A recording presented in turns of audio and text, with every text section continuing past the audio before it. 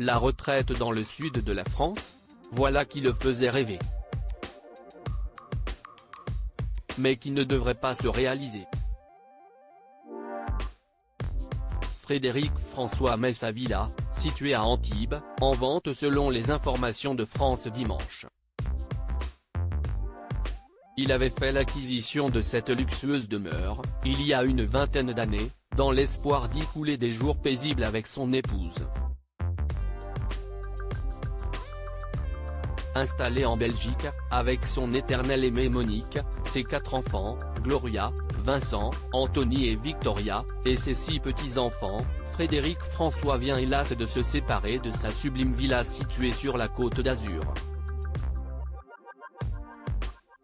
Sa terrasse panoramique, sa vue sur le cap d'Antibes, ses nombreuses chambres. Il s'agissait pourtant d'un décor idéal. Tant et si bien qu'il l'avait utilisé, d'ailleurs, pour le clip de son titre À tous ceux qu'on aime en 2016. Si est hélas officiel, Frédéric François ne sera bientôt plus le voisin du ténor Roberto Alagna, dans le sud de la France. Le chanteur italo-belge aurait effectivement confié la vente de son logis à une agence immobilière spécialisée dans les biens haut de gamme. Selon les informations exclusives du magazine France Dimanche, le prix serait estimé à environ 3 millions d'euros. Ce qui représente une grosse somme, certes, mais pas tant que ça pour ce secteur très en vue. L'artiste serait-il prêt à sous-évaluer ses biens pour obtenir, plus rapidement, son dû ? L'artiste de 73 ans a par ailleurs vendu récemment un appartement dont il était le propriétaire, situé à Tenerife dans les Canaries.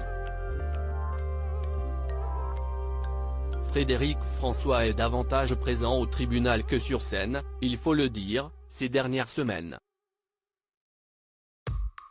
L'interprète de Je t'aime à l'italienne a été assigné au prud'homme de Boulogne-sur-Mer, dans le Pas-de-Calais, par un certain David.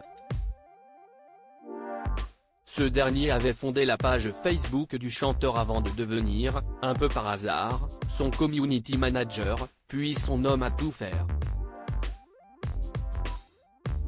Sans toucher le moindre salaire. Mon rôle n'était pas clair, expliquait-il à La Voix du Nord. Mais j'étais sur tous les fronts.